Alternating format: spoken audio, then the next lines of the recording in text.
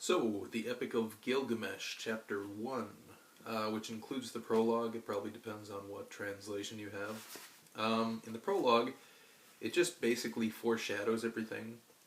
It tells you that Gilgamesh was created and that he goes to Uruk.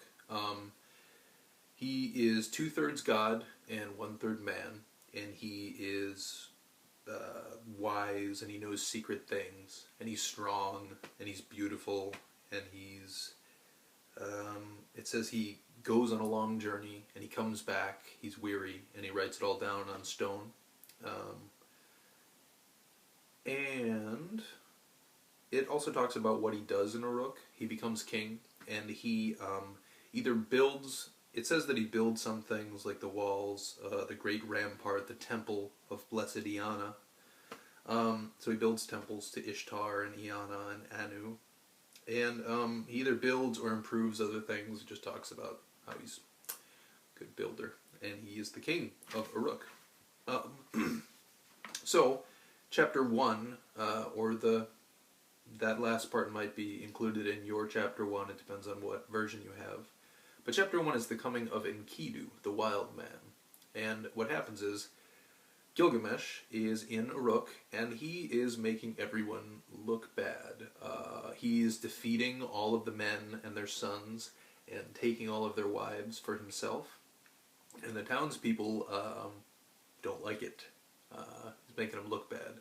So they petition the gods to create his equal, and sort of give him something to do. And so the gods, after hearing the people complaining, they go to Aruru, who created Gilgamesh in the first place, and they tell her to create his equal. So she pinches off some clay, and she imbues it with Anu, the stuff of Anu from the firmament, and she lets it drop in the wilderness, and that becomes Enkidu, the wild man. Initially, he is hanging out in the woods with the animals, specifically the gazelles.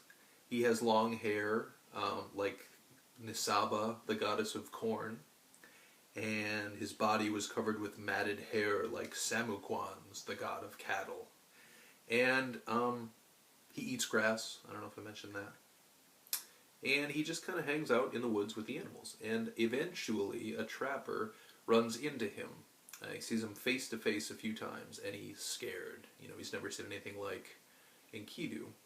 So he goes back home and tells his father. And his father says, I know what to do. Go get Gilgamesh. He'll know what to do. So I guess Gilgamesh will know what to do. And I forget if the father mentions this, but he goes to see Gilgamesh, and Gilgamesh tells him to get a harlot and take her back with him. And he... the trapper, and I guess a prostitute, hang out by a waterhole for 3 days, until Enkidu comes down to drink with the animals. And the trapper tells the harlot to use her womanly power to overpower Enkidu. So they lie together, and through this, she teaches him all about what it is to be human, I guess. After a few days, Enkidu has his fill, and he goes back to the woods with the animals, but they won't accept him now, because he's human, I guess. And so, eventually, Enkidu kind of puts it all together, and he says, I'll go challenge Gilgamesh in Uruk. And he does. He shows up, and he says, I am Enkidu, let's fight, I guess. And Gilgamesh comes down, and you know, they speak some impressive words, and they fight, and it doesn't take very long. It describes them as grappling like bulls, and they do that for a little while, and they like grapple so hard that it breaks walls and shakes the earth and everything. And they're pretty evenly matched, but Gilgamesh eventually like tosses Enkidu, and once he does, the fight is over, and they become like friends forever. And so Gilgamesh has something to do, Enkidu is no longer wild, and they're buddies, and they're going to go out and do some questing now. And so presumably the townspeople are happy because Gilgamesh is out of their hair. So that's chapter 1, and we'll keep going. We'll see what happens from there. All right, bye.